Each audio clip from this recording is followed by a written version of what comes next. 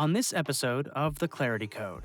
If I don't have to think about a severance or benefits or including you in like the team cruise to Alaska, I mean, I'm saving money and getting Yeah. almost the same results. A lot of companies, small to mid-sized companies are stuck because they're like, Yeah. I've grown this thing as far as I can, but I can't afford to hire a C-suite employee to help me take this to the next level, right? And so the best approach there, the best option there is to bring in a fractional to be able to help drive that growth. The Clarity Code, presented by Commotion Engine. Clear insights from marketing leaders.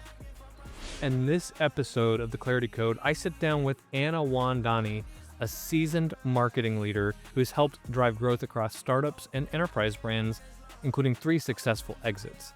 As the founder and CMO of Advanced Digital, Anna helps businesses scale faster and smarter by bringing executive-level strategy without all the overhead.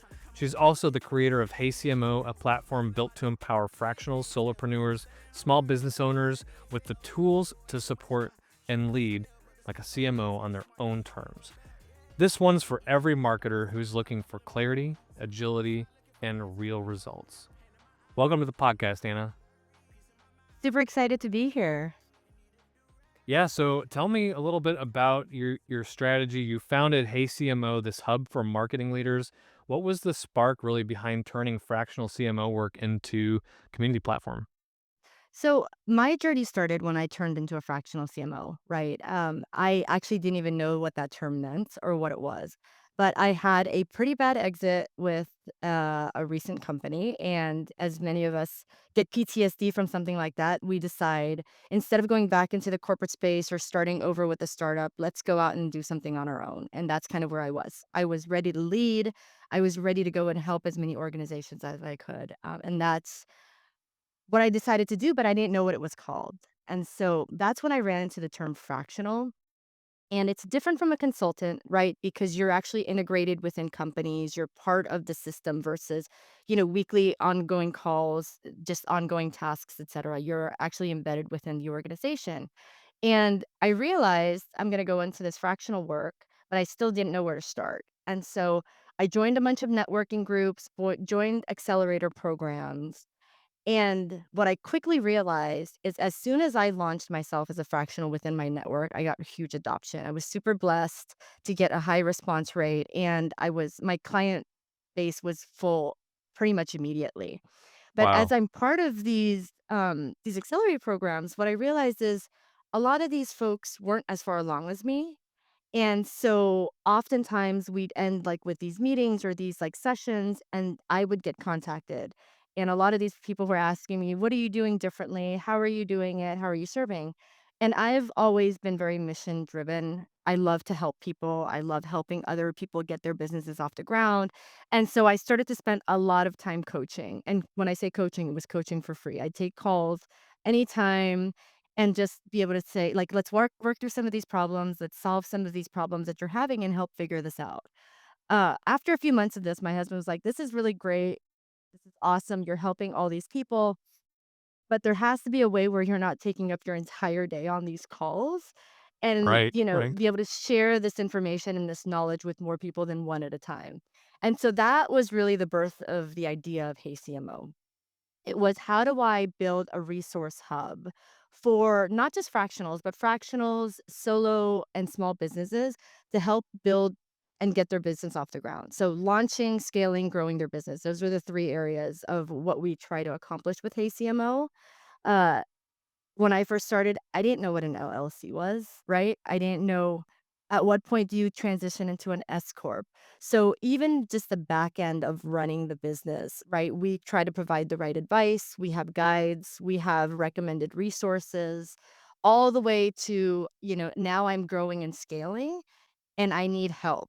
So what do I do? Right? So we offer virtual assistant support where someone can hire a virtual assistant part-time to help them run their business so that they can focus on serving their client.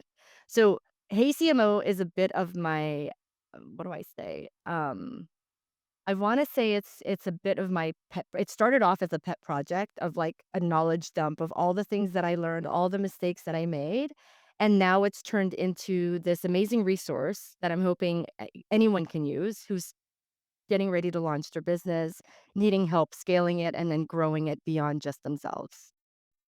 I love that, and I think it's such an incredible outreach to be able to help people in your shoes. I imagine that, being a fractional worker of any kind is a little bit lonely because you're one foot in the organization, one foot out, bringing the best of what you have, but you're not 100% part of that company, and you're also not just on your own, you're kinda intertwined. So, how would you say, like, a fractional CMO would shift that balance of strategy and execution and leadership while not being full-time at a company? Yeah, that's a really great question. I think first and foremost, you have to realize that there's a lot of benefits to being able to come in as a fractional. Um, I think Brandon, I'd mentioned this to you previously, where I used to spend 10 to 12 hours a day working within an organization, and you realize half of that time, if not more of it, is sitting in meetings. Right? You're getting pulled into product meetings, engineering meetings. Even legal, HR, all of these meetings that are taking up more and more of your day. Being able to come in as a fractional, you know that you only have a set number of hours a week that you want to dedicate to each company. And that's typically anywhere from 10 to 12. And so it's a bit of a mindset shift where you can now focus your efforts on here are the three goals that I've defined for the quarter and this is what I need to do to accomplish it. Now you could still spend time going to product, going to Eng, having these conversations, but now your focus is dead set on how can I achieve these goals, and these conversations need to be around that. And so I think there's just an efficiency gain there. I think learning how to better manage your time, better manage your resources, and what you're willing to do, right? Setting those boundaries from the start are really important. As a fractional and as most fractionals do, you set those boundaries right at the start of the engagement so that folks know you don't need to be invited to five other meetings as part of your week. I just need a dedupe or I just need a summary of what's happening so that I can integrate that into any marketing program or strategy that we're trying to enforce. Yeah, that's good. And when you start with a company, how do you build trust with their leadership and their marketing department underneath you as a fractional employee? So, as a fractional, I go in and can serve any size company, right? So I've had clients where I was the first marketing hire, and I've had clients where they're a multi-billion dollar organization and they just needed support to like launch a specific product. So building trust right off the bat is figuring out what the problems are that exist, right? So I Mm. love solving big problems. And so typically I start out the engagement with let's do a quick audit of everything that you're working on, everything that you're doing from a marketing standpoint, and let's measure the success. Oftentimes the number one area that needs help is measuring success. You either don't have KPIs identified or you have KPIs, but you don't know how to measure them effectively, or there's just not Yes. tracking in place, right? And so it's pretty easy to build credibility and trust when you can identify what the main problem is right off the bat. And so that's why I typically start with an audit is let's figure out what the big problems are, where the areas are where you need improvement, and then solve for that quickly. Yeah, I love that. And when it comes to the metrics, a lot of times there's vanity metrics that can kind of divert our attention. What are some of the metrics that you're looking at when you initially, start working with the company? So when I measure success, I like to measure it all the way through the entire life cycle of a customer, right? So starting at the top of the funnel, understanding what are the traffic drivers, where are the sources of traffic coming from, how much of that is paid, how much is organic, where are they landing, all the way to how do we drive sales and what does that funnel look like all the way through, but also how long does it take a user to go through it. Um, I've worked with companies where, their measure of success for example, social media and paid social media was how many likes were on their posts, right? Where I think that's great. It's great that you have awareness and you're building a reputation out there on social media, but at the same time, at the end of the day, what's your ROI on that, right? And Right. even organic social media, even efforts that are technically free still take manpower, still take resources away from other areas of how you can improve your funnel. And so going in and just identifying, I'm a big fan of understanding conversion rates. It's great. I have a client, for example, where we're seeing a lot of top of funnel growth, but we're seeing stagnant growth on the conversion rate side. And so, again, what are the issues there? It's no longer a matter of are we able to drive traffic to the site? Because we can. It's how does the website perform, right? Are there flaws on the website? Where are they dropping off? Where are they clicking? And so I like to look at the full picture to be able to really understand where the problems exist and where we start on what do we optimize first. When it comes to optimizing the full funnel of marketing, where does video storytelling come into play in an ideal world for your clients? I think our world is evolving right now. I think technology is hitting a lot harder than it used to be. I think video plays a huge role in the marketing strategy, but it varies. How you use it varies based on your company, based on what niche you're in, how you're Sure. involved. And so I have companies that I work with where video plays a huge role because it's a knowledge share, right? It gives us an opportunity to teach them, explain things within the space. How do you do XYZ, or how do you do this and that? Video is evolving because it used to be, you'd have to produce a video and it would take you a whole day to get it done, right? It would be, let's set up the lighting, let's set up the couch, let's make sure we have all the right parts and pieces in place. Now, I mean, you have a great set, like, you could do it as even that seems complex. Now they even have AI agents who can, like, do the talking for you and explain things for you. So, as video is still an important factor in all of this, I think it's also evolving in how people are using it, right? It used to be you could produce 1 video a week maybe, and now people are able to produce dozens of videos. And so as part of a marketing strategy, I think it's important in multiple ways, right? It still builds that brand credibility and that brand equity, and it shows your customers, like, that there's a face to your product, a face to your name. One company that we work with, I love the leader in the space in our company. I don't wanna call him the CEO anymore because, we've then since been acquired, but he was the previous CEO of this company, and he was always front and center in these videos, and it was awesome because people knew who he was, they knew what he represented, they knew the leaders of the organization were really passionate about the product we were offering, and so I think it bodes really well for not only the organization when you not only produce videos, but have somebody who is a key stakeholder as part of those videos, as within your marketing strategy. Yeah, and there's videos of all types across the gamut of marketing from highly produced content. And like you said, a lot of what people are looking for is just that vulnerable, like real life user generated content that really, can move the needle in different ways. Would you be able to talk us through a project that you might have done some branding with videos and you worked with like a freelancer or an agency? Do you have any best practices when it comes to working with agencies or freelancers to get the question really is about how do you get your brand and your focus across when you're working with a third party company? I think the best produced videos are the ones that are not produced, if that makes sense, right? Like, it goes Yes, back to yes. what you said, user-generated content. I asked my kids the other day a question, and they didn't go to Google and get the question answered. They went to TikTok, searched it up, and showed me the video of what we were talking about, right? Which I think is interesting because as much as technology is changing our world, it's also changing what we previously thought was, a how things would always be. We always thought Google was the answer, right? ChatGPT is now coming up, Reddit is coming up as places where people want to be searched, but you can't cancel out the likes of, like, Instagram or TikTok, where that content is all video content.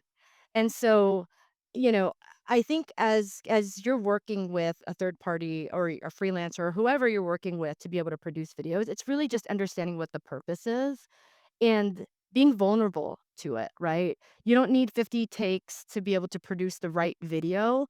If anything, people like candid shots. They like candidness of, like, being able to represent your brand.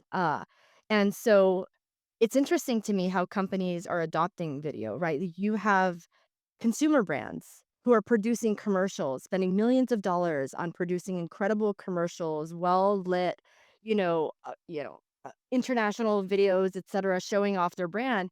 But then you go on social media and it's a very different approach to how they're recording these videos, right? It's very casual. It's their social media manager talking through what their product is, or like, in some cases, showcasing what it is or how others are using it. Right. I'll give you an example. Nordstrom is one of my favorites. Don't judge. One of my favorite places to shop. Love And it. so That's great. so, again, they have these commercials, they have videos, right? And then you go on their website and you go under a product, and almost every product has one of their employees talking through a pair of jeans, right? And so, video can be used in any aspect of your marketing strategy, whether it's highly produced, spending millions of dollars on a commercial or an ad or whatnot, all the way down to like you know, an employee showcasing a product, all the way down to a consumer saying like, "Hey, look, I purchased this product and check it out on me," right? And so I think it's really just a matter of understanding, what do you want? What do you want it to do for you, right? Are you willing and able to like be patient in building content, like user generated content, and pushing that out on social media, and then waiting for others to respond in that way? Or are you looking to produce again, or create highly produced videos, for what you're doing. I think you brought up a really good point when you were talking about the next generation. My kids, a lot of times the search engine for them is Instagram, Yeah. TikTok.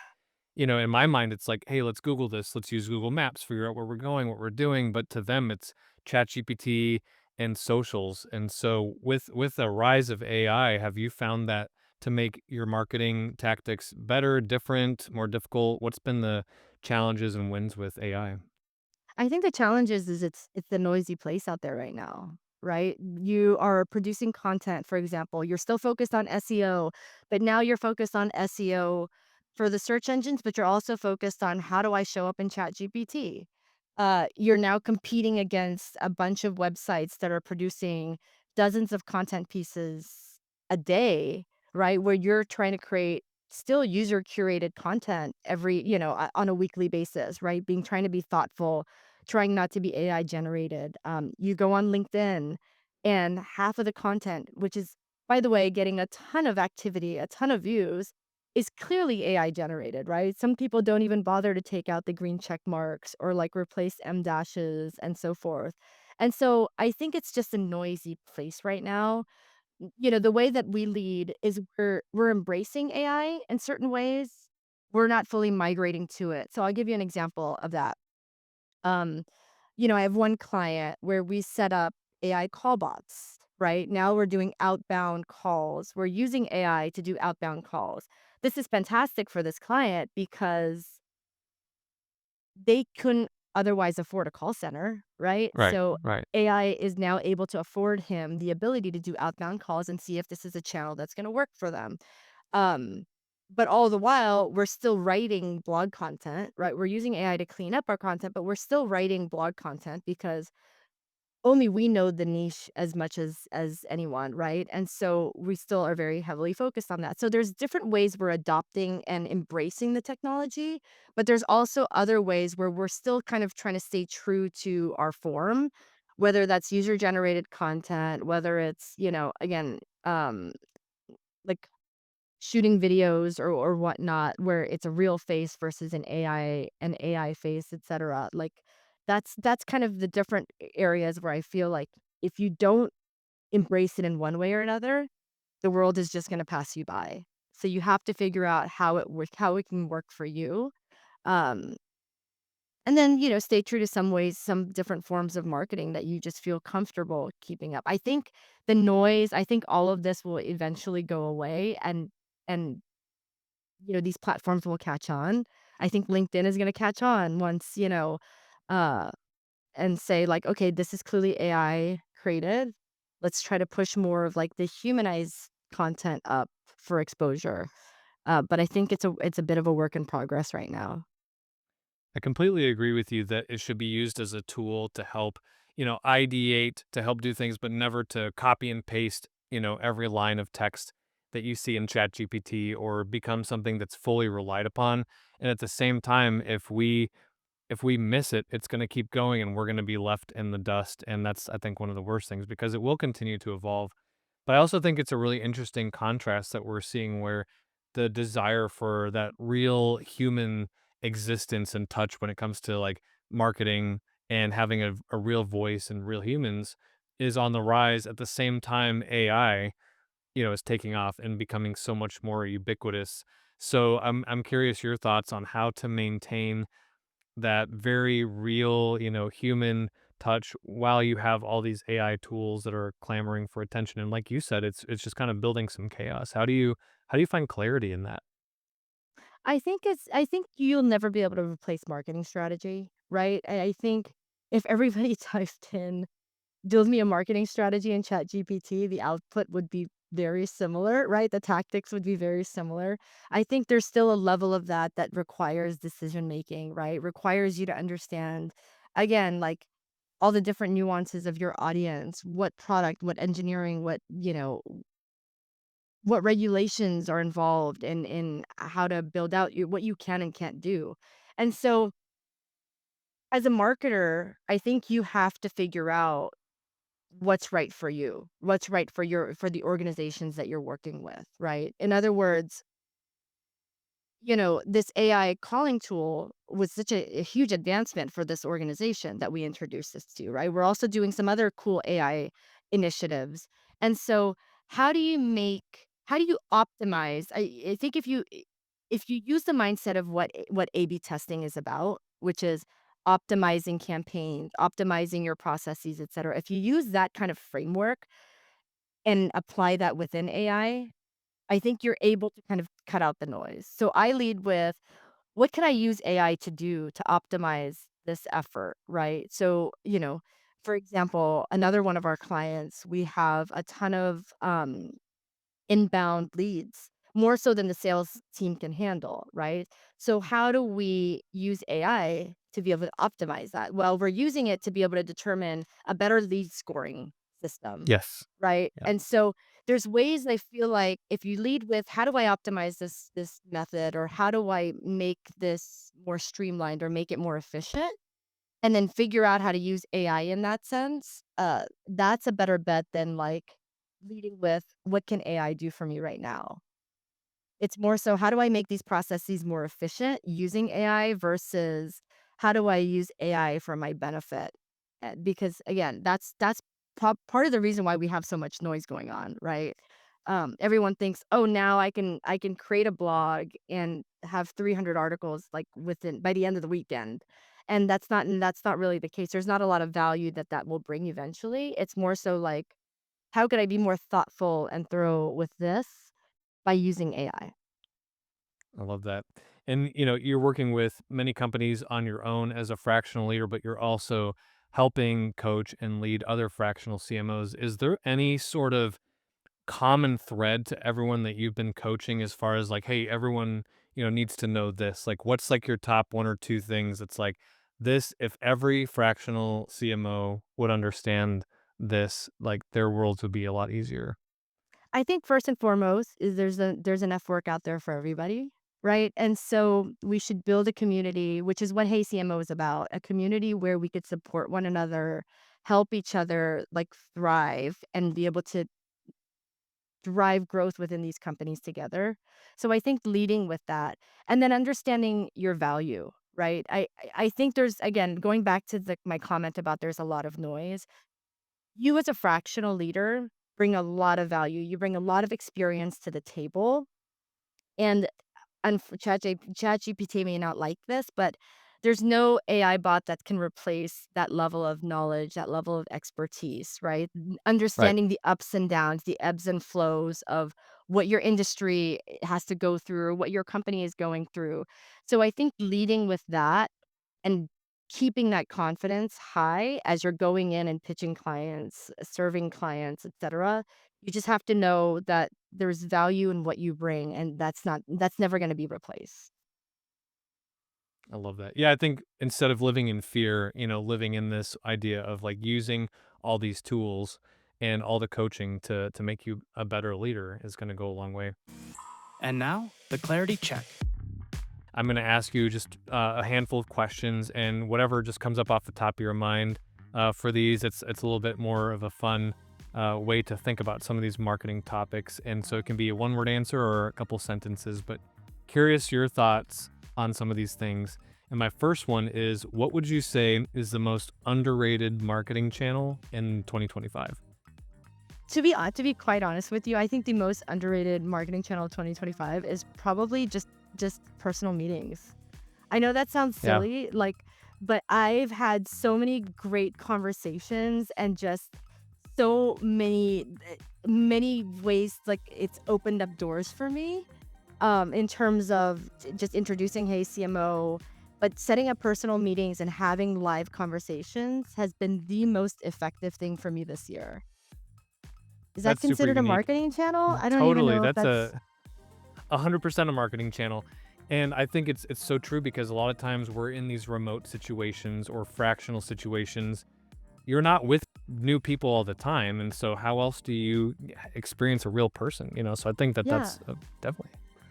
Yeah, I mean, and it clearly may not work for companies, but I think from a personal standpoint, a personal growth standpoint, as I'm growing advanced digital and Hey CMO, it's really doing that like personal outreach on LinkedIn, DMs, Facebook, Instagram, and just word of mouth. I think word of Yeah, mouth is still incredibly strong, and there's something to be said by just having a good reputation and being a good person that I think will take you far. yeah, I completely agree with you on that. That's amazing. What is like your favorite retention metric that every marketer should watch? Uh, to be honest, it's reviews, right? I love seeing reviews come through. I there's two types of people that will leave you a review. One is a raving fan, and one is a raging customer, which is someone who's Yes. completely unhappy, right? Yes. And it's not so much because it's impactful because I think you learn a lot from it. One way or the other, you're learning a lot, right? When a customer is raving about your product and your service, you're on to the right thing and you're doing great things.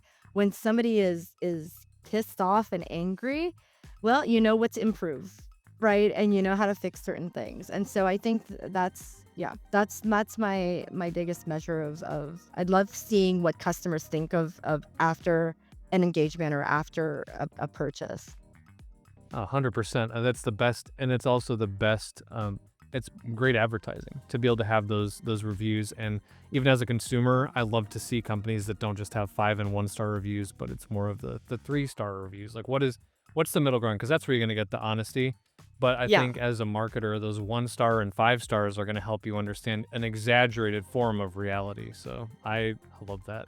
totally agree with that. What's a way that you see marketing leadership overspend? Like what's one of the top ways of overspend?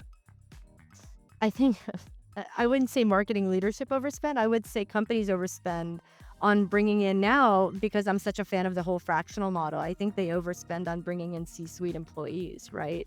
I think overspending on hires is no longer a thing. I think there's options there where, because you're serving as a fractional, you can provide that same level of expertise, knowledge, and just growth by having companies spend less. You don't have to worry about like the full-time salary, the full-time benefits, the big severance package at the end of that engagement, right? I think a Yeah. lot of companies are overspent um, on hiring full-time executives. You see how I flipped that around for I our do, you did. fractional? That's awesome. I mean, it's great advertising, but it's true. If I don't have to think about a severance or benefits or including you in like the team cruise to Alaska, I mean, I'm saving money and getting Yeah. almost the same results. Well, and honestly, I know this isn't so much as part of the pitch for it, but it just also makes sense because again, a lot of companies, small to mid-sized companies, are stuck because they're like, Yeah. I've grown this thing as far as I can, but I can't afford to hire a C-suite employee to help me take this to the next level, right? And so the best approach there, the best option there is to bring in a fractional to be able to help drive that growth. I think you're more valuable as a fractional leader because you have experience with brands outside of just one certain niche. So if I'm an e-com brand, you bring the B2B, the e-com, the D2C, all of these different types of marketing experience that you have and bring them to my company, which makes you more valuable than someone who I've had on the team for 30 years. Yeah, I mean, it goes back to, I had a conversation with a woman earlier today who's a fractional, who, again, like, I'm providing some level of support, and she's been with the same organization for 20 years, and Yeah. that's great. It's great. It says a lot about your commitment to the company. It says a lot about your you know your their desire to keep you on, but at the same time, you don't get that same level of just experience from other types of company, other growth, like, is it small to mid-size? Is it large corporations? Is it like there's a lot of opportunity out there, I think, for you to be able to apply what you've learned at these companies to others, right? And you could take that knowledge. You're constantly learning. And most fractionals can serve anywhere from 3 to 4 companies at a time. And so what I'm learning in one, or what tool, like what AI tool or what tool I'm implementing in one, I'm like, we might Yeah. be able to take advantage of that over here, right? This might make sense. And so your learnings and your experience is just exponentially growing. Absolutely. All right, last one. How would you define clarity? What does clarity mean in your world? Clarity is having full vision into what your goal is, right? That doesn't mean you're always going to know how to get there, because I think as a marketer, we all know you think that there's a straight path to that goal, and oftentimes you're thrown off, on different trajectories and are going sideways. But clarity is just understanding what your end goal is and trying to figure out your best way to get there. And I like to say, well, it's not my saying, but it's, be 1% better every day, right? So be 1% more accomplished every day. Take one step closer to what that end goal is. And so you're not overwhelmed. You're not trying to get from point A to point B overnight, right? But you know what that end goal is, and you just keep your eye on that all the way through. I love it. Thank you so much for your time today, Anna. It's been great having you on the Clarity Code. Well, Brandon, thank you. This was great. That was a great conversation with Anna Wondany. I really appreciated the way that she sees her role as a fractional leader, being able to spend a quarter of the time out of the week, but being able to gain the same results. And that's by not having any time wasted with something that was a meeting but could have been an email. And that's by using all of her brain power for those hours to really move the needle at these companies. We talked about the broad spectrum of video content that there is within a marketing funnel, from the polished commercial to the ads, to the explainer videos, to the user-generated content that is used to hook people in different ways. They're all an important part of the entire funnel and strategy, and they're all something that is going to move the needle and provide the metrics that you need for success. Thanks for joining us on this episode of The Clarity Code. I'm Brandon D. Marks. We'll see you next time. Catch the Clarity Code on YouTube, Spotify, and Apple Podcasts.